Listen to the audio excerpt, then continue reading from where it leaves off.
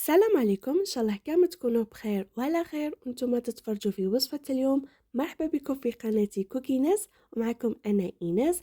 جيتكم اليوم بتحلية لعشاق الشوكولاتة، تحلية بزاف بنينة وبزاف سهلة واقتصادية، بمكونات موجودة في كل بيت، وزيد دير كمية كبيرة. القوام تاعها بزاف كريمي وبزاف بنينة، وما تجي ني حلوة، ما تجيش حلوة بزاف، تجي ني حلوة ني مرة في الوسط، تجي بزاف هايله.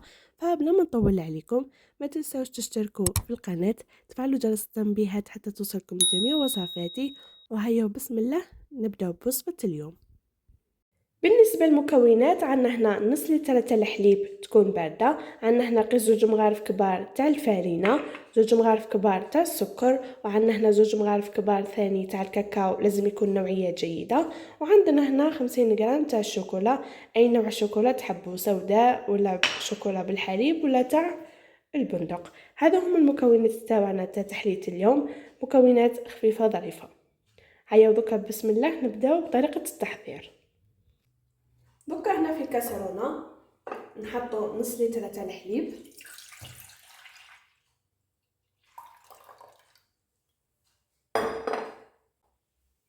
نحطو السكر، الفارينه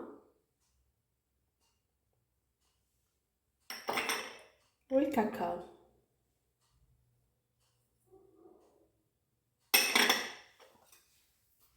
نخلطوهم مليح بارد في بارد.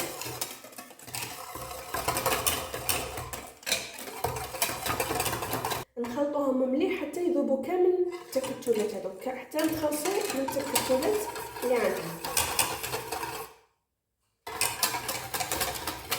دوكا بعد ما خلطنا المكونات كامل مع بعضاهم، نحطو دوكا الكاسرونه تاعنا فوق النار. كنحطو الكاسرونه تاعنا فوق النار ونبقاو غير نخلطو حتى تخضر الكريمه تاعنا. خضرت الكريمه تاعنا نزيدو لها 50 غرام تاع الشوكولا ونكملو نحركو. تبقاو تحركوا وتخلطوا وهي فوق النار حتى تهز الغليه، جست تهز الغليه طفيو عليها.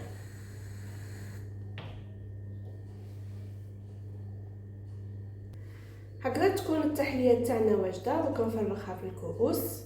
كما شفتوا ما تديش كامل الوقت، ميم با 5 دقائق. 5 دقائق كانت واجده، ودير كميه مليحه. دوك تشوفوا انا شحال راح دير لي.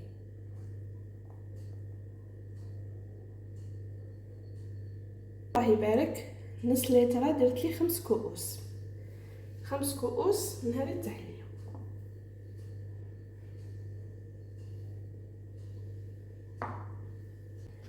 دوكا انا واش رايحه ندير، راح نغلف هذو الكؤوس بعد ما حطيت فيهم التحليه بهذا الفيلم اليمونتير ولا الغلاف الشفاف، باش ما ديرلناش هذيك الطبقه تاع القشور. نخليها تبرد. دوكا راح نخليها تبرد.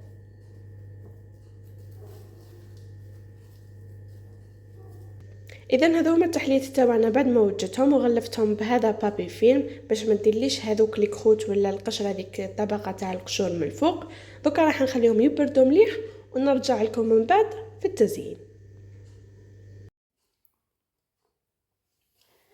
دوك بعد ما بردت التحليه راح نحي هذا البابي.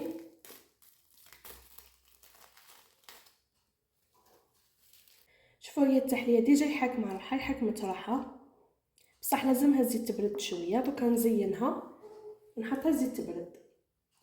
انا كتزيين اخترت اني ندير هكا شوكولا من الفوق، درت انا شوكولا نوار هنا.